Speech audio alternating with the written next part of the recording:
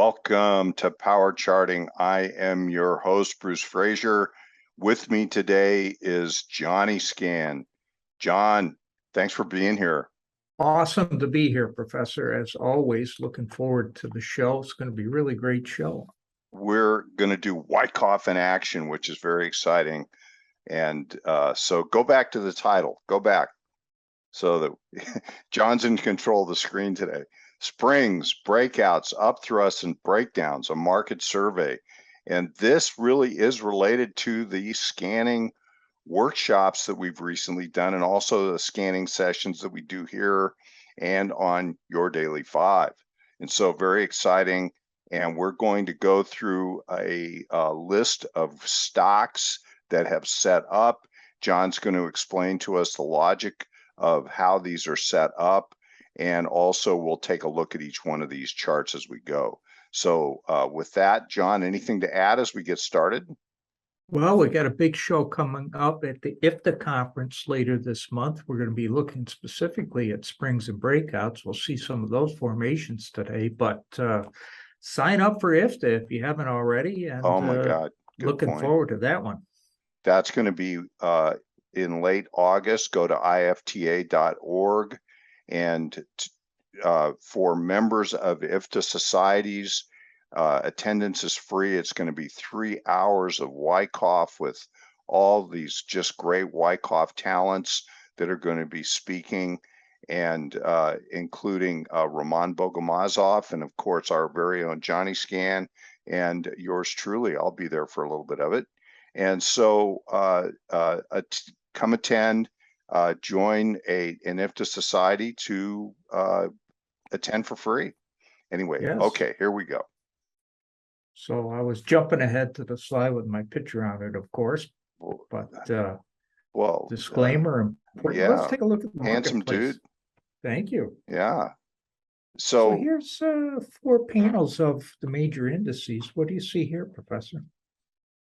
Well, we're looking at the ETFs of the S&P 500, SPY top left, and then we have the Dow, DIA top right, and then the triple Qs, NASDAQ 100 bottom left, and the Russell 2000. And what we can see is that there's been a pretty good decline.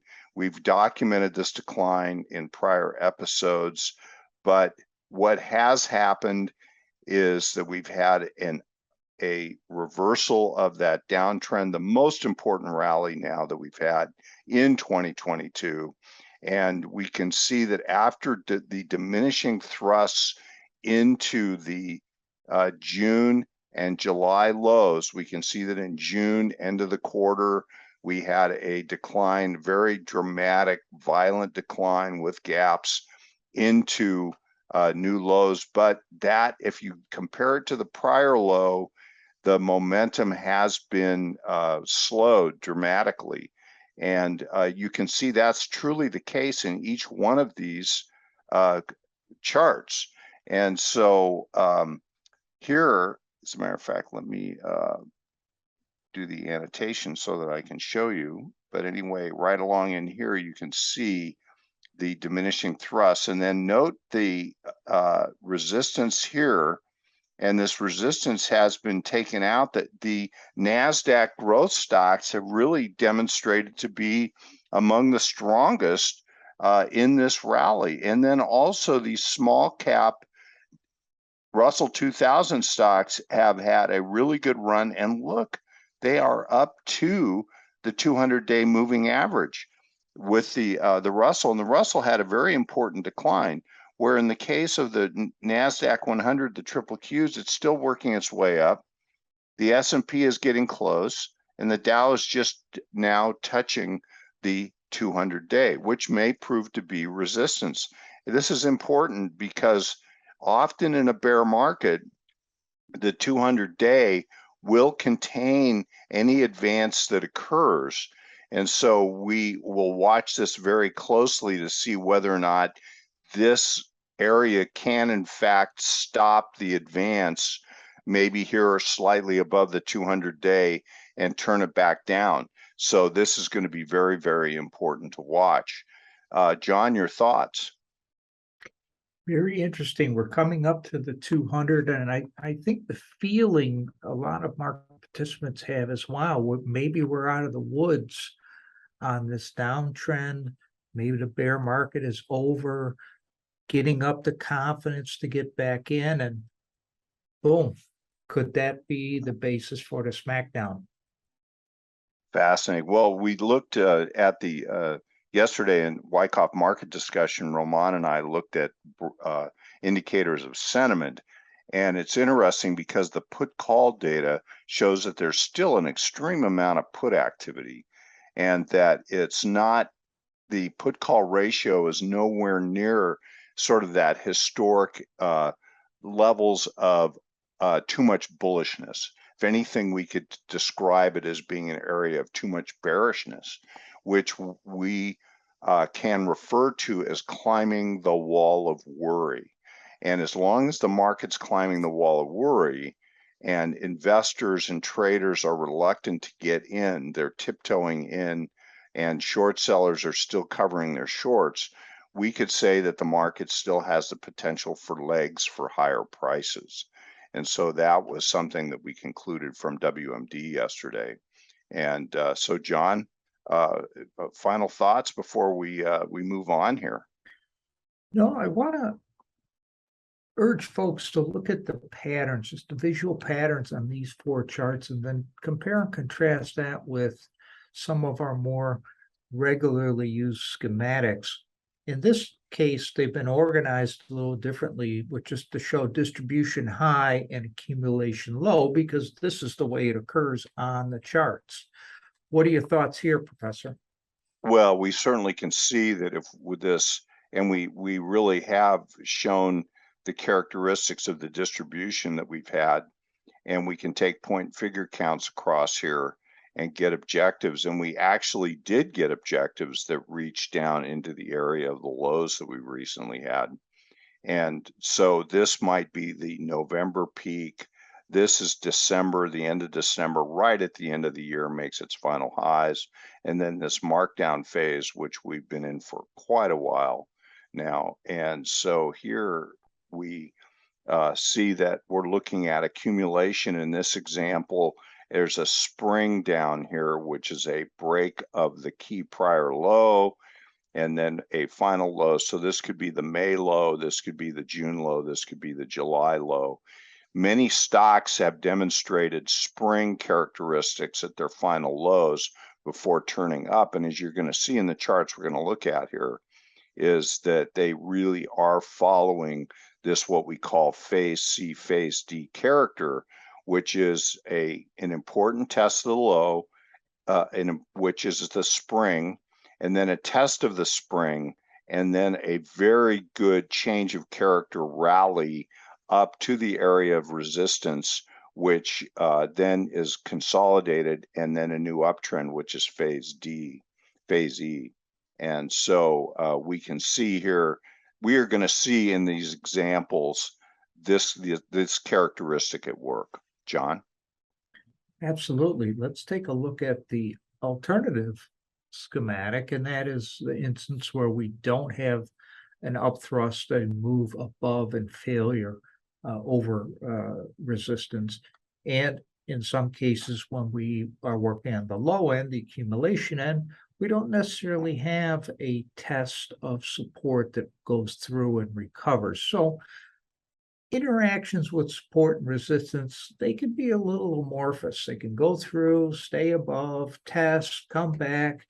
And the key is that it's an area of influence, not necessarily a hard number.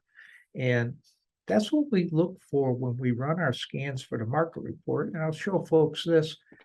Go back for a second, John, sure. Just to make a point. And that is, we often use these schematics to describe the characteristics of the indexes or industry groups or sectors, but also these very much apply to individual stocks, which you're going to see here in a moment. But this LPSY up here was what, in fact, the NASDAQ composite, NASDAQ growth stocks did. They made lower highs at the peak, where the S&P did actually have an upthrusting action to a new high at the end of the year and then a failure. So two different looks, but individual stocks did the same thing. And so as we look at this accumulation area here, we see that in this example is an LPS, which is a higher low than the secondary test that occurred. Well, we can see both the example of the LPS and the example of the spring type action occurring in individual stocks within the indexes. And so we're going to show how these characteristics can play out in the stocks that we're working in, and how both of them are very valid for trading purposes. And so with that, John, carry on. Absolutely. So we do, in our market report, we do run analytical scans, both for opportunity and information about the market that keys on the major indices and what the stocks in those indices are doing. So our last report was based about a week ago, and that showed merely about 6 springs. Springs pierce support, come back in. They can be LPSs. We've got some room to work in those scans. Upthrust, which is a interaction with resistance that comes back into a structure, that was number was quite significant, 213.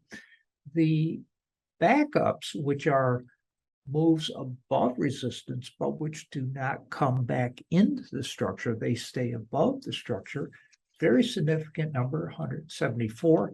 And breakdowns were few in number at 30. So that's a negative interaction with prior support where it moves through and stays below. And it's basically, not good news for a stock. So let's take those concepts. I was just going to point out that mid-June, look at the number of breakdowns that were occurring. And many of these turned out to be spring type actions, these breakdowns that were occurring at that point. And I think that number is 622. Yes. So huge number in John's scan of breakdowns occurring in the middle of June, which was one of the internal lows. That was the lowest low in the market, occurred right at that point. Right. So our scans are tracking the market events and giving us some insight there. And let's take a look at springs. So our most recent data on springs was gathered this morning as of the close yesterday. And here we have the property casualty insurance group, Selective Insurance. That's been an interesting area of late, and we can see a massive spring here. What are your thoughts on this chart, Professor? Well, you could almost describe this as a shakeout, which is a very deep spring, and look at the immense volume that occurred. Huge tail here, which shows that it attempted to sell off, maybe on earnings, some kind of news, but came back, and the body of this close area occurred right in the area of support. And now it's turning back up into the range of this big trading range. I would suspect, John, that we get some kind of a test, probably to a much higher low. And the tests are the areas where we look to act. So this decline is climactic, rally, test. The test sets up a rally up to resistance. So we look for that kind of a characteristic, and we're very opportunistic in seeking those testing areas to put on, initiate trades, or add to existing positions. So very interesting stock here. Takes a lot of willpower to wait for that test. And how do traders really convince themselves to wait? Well, Wyckoffians really steel ourselves emotionally. This is a big part of the methodology, is to seek the conditions, and I like to say that it's seeking strength inside of weakness. And so when we look at a test, we're looking at that as an act of local weakness against a larger emerging strength of a rally.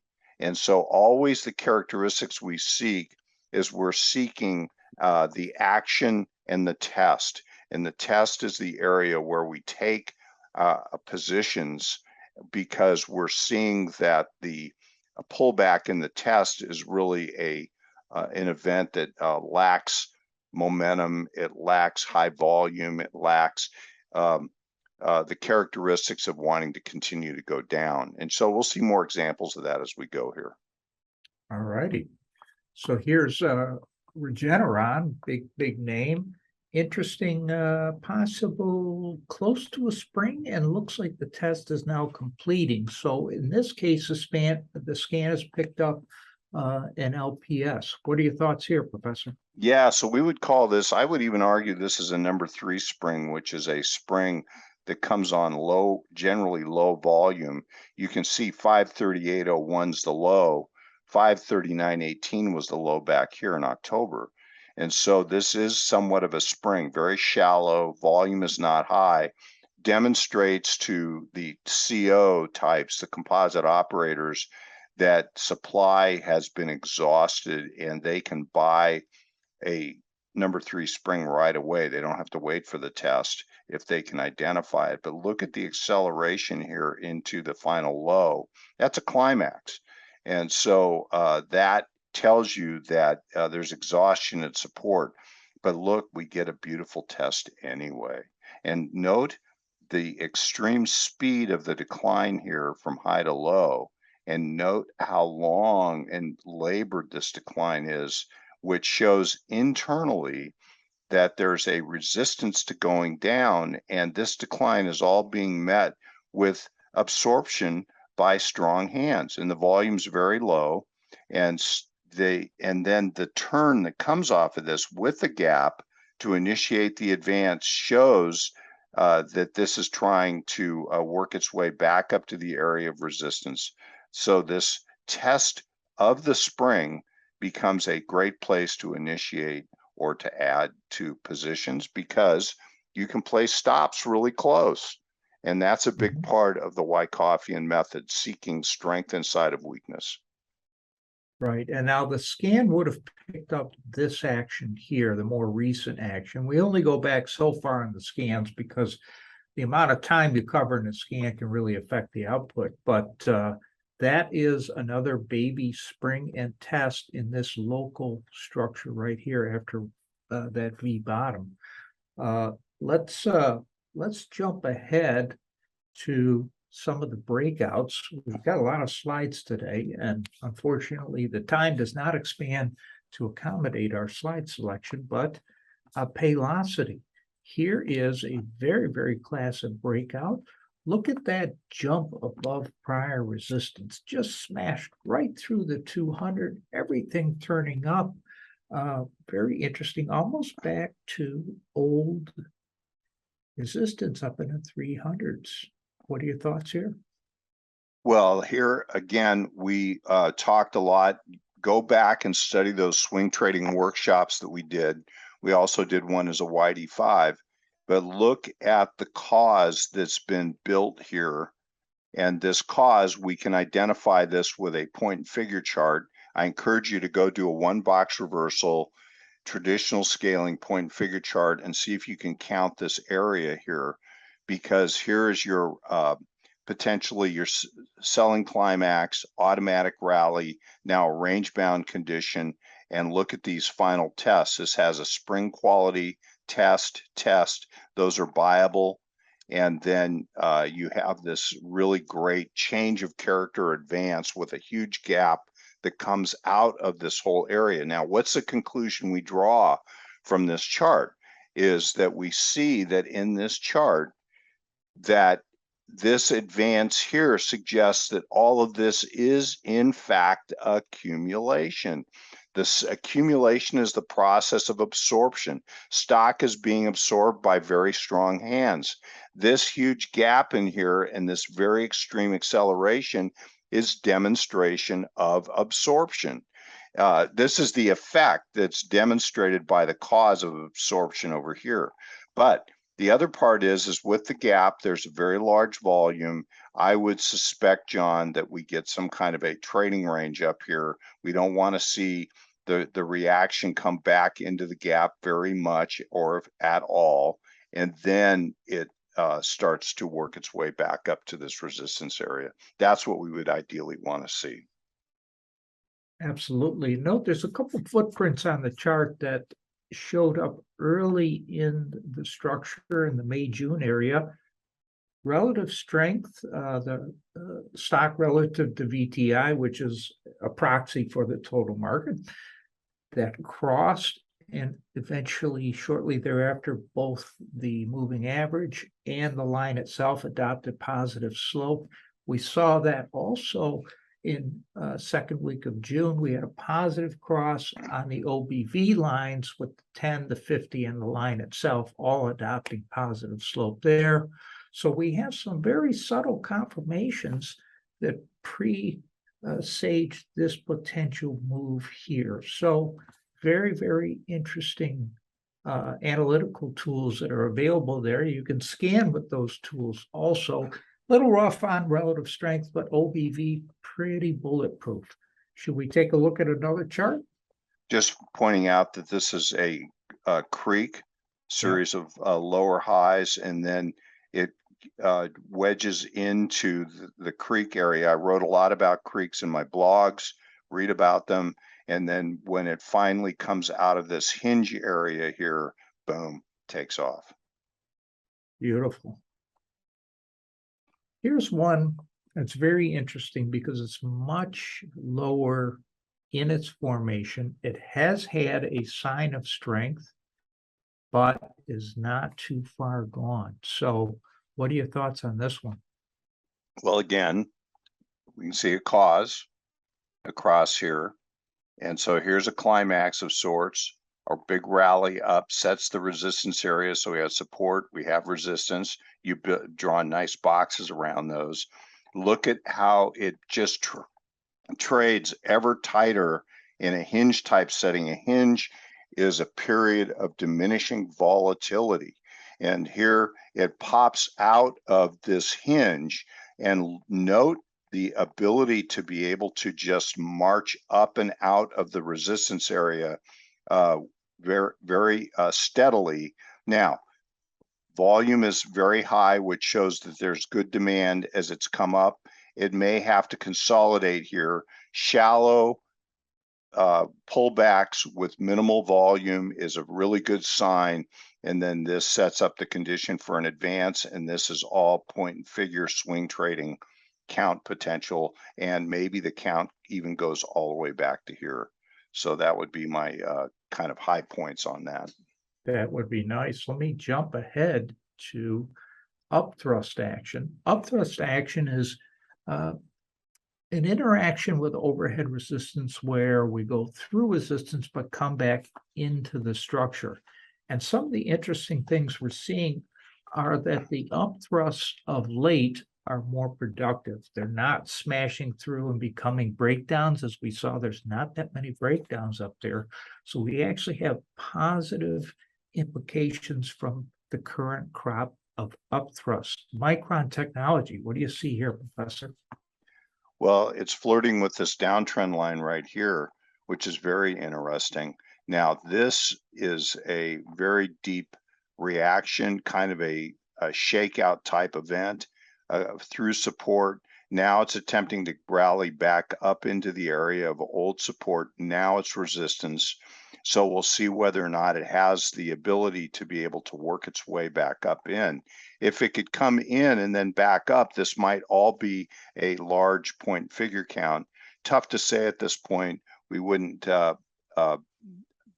our hat on that, so to speak. But this decline here, minimal thrust down, pretty decent rally, and now a test. And so we would want to see follow through here, demonstrating the ability to work its way back up above that overhead resistance. I'm going to jump ahead to the Amkor chart because we do have something that's a little bit more mature on jumping over the downtrend upper channel line of a downtrend. What do you see here, Professor?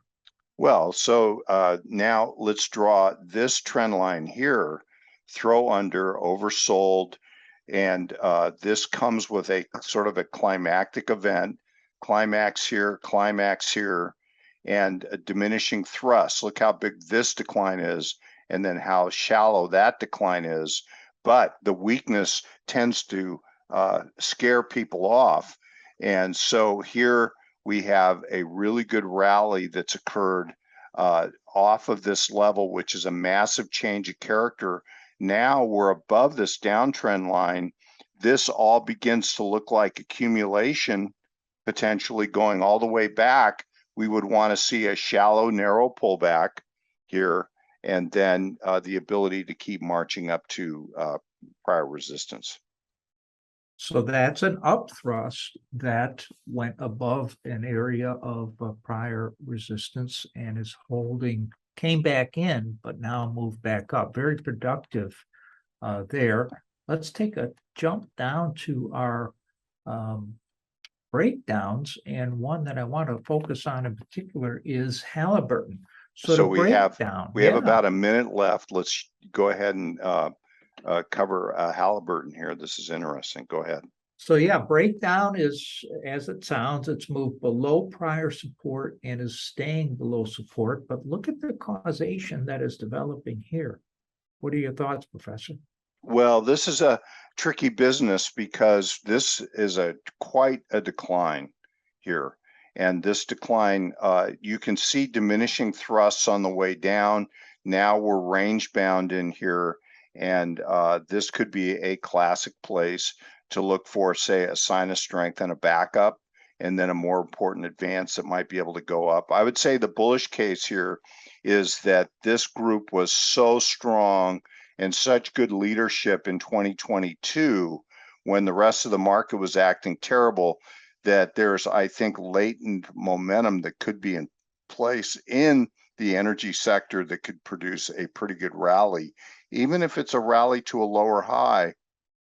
And it's too early to tell, obviously, but this could be something that, and again, I would be very patient on entry. Look at areas like here and here for analogs that could help in terms of how to enter into these trades.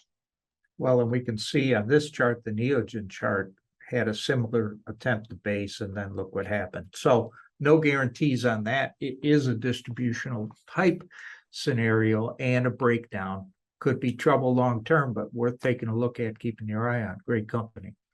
John, great show. John put this together really good. Thank you so much. Thank you. And we'll see you all next time. And take care. Bye-bye.